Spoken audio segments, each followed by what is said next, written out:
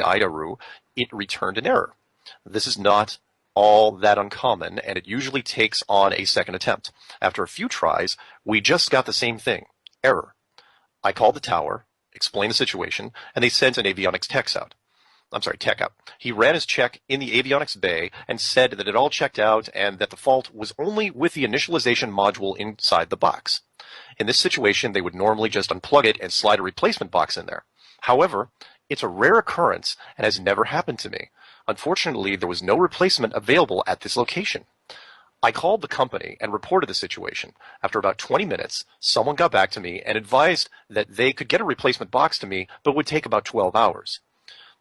Or, since my flight plan was not outside of ground radar coverage, I could use GPS as a primary reference and adjust the IDARU's data via ATC manually and periodically to compensate for drift. I decided that the later suggestion was within safe limits and made the decision to continue. As instructed, I had my first officer regularly call ATC for ground radar positioning and make necessary adjustments to the IDARU data. However, throughout the entire flight, and this was a 6-hour flight, no drift occurred. This was a real head scratcher, and since it's company policy and my personal policy to understand as much as possible about the aircraft and its systems, I wanted to know why. I talked to someone at our fleet maintenance department and was told that they didn't make repairs to any black boxes, and I should talk to the manufacturer, in this case, Honeywell. I contacted Honeywell and managed to talk to a senior IDARU engineer. He was very helpful. It turns out they don't make the ACM, of the alignment calibration module, which looks a bit like a desktop PC hard drive painted bright orange with warnings printed on it, do not open, serviceable only by manufacturer. It turns out that there's only one company that supplies these modules to all avionics makers, and nobody else seems to know anything about their workings. I tried contacting the company and was just given the runaround. This is very strange since pilots are usually welcome anywhere in the industry. I could show up unannounced at Boeing and get treated like family. After a lot of digging, I found out that this mysterious ACM manufacturer is a contractor to NASA, and that's all I can find out. To date, I've been unable to talk to anyone there and still can't find out anything about this ACM. It feels like I've hit a wall, but I'm still digging. To be fair, I wouldn't describe myself as a flat earther. I'm just someone who wants this question answered. If there are any breakthroughs on this, I'll let you know.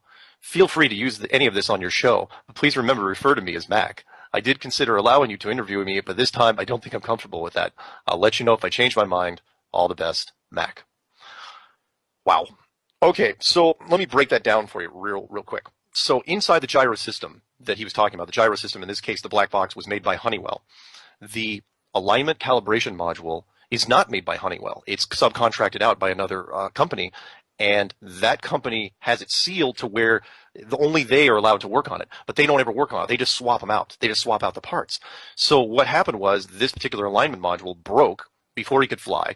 The weird, on the weird circumstance, they couldn't get a new one in there, so he flew the 6 hours without using it. And the plane should have drifted because of the curvature and the Coriolis effect, otherwise known as the spinning of the Earth. And it didn't. The plane didn't drift for 6 hours on a 777. That's a flagship, top of the line stuff there. Why didn't it drift? And he was trying to figure out why. He couldn't figure it out. And in the process of trying to figure out what happened, he discovered that this module is made by exactly one company, and they supply every airline in the industry. And when you try to call them, they don't talk to you. And they're a subcontractor for NASA. Remember what I said about if you want to plug the holes, you want to do it very securely, when it comes to hiding things, and this would be that thing. So to keep the pilots from not worrying about it, you tell them there's a guidance system inside their plane that accounts for the curvature and the spinning of the Earth, and it doesn't. And you hope to God something like this doesn't happen, to where it breaks, and the pilot goes, well, wait a minute, how am I flying normally without that thing working? Why have that thing in there at all? And when you call the company to figure out what they're actually doing, they won't talk to you.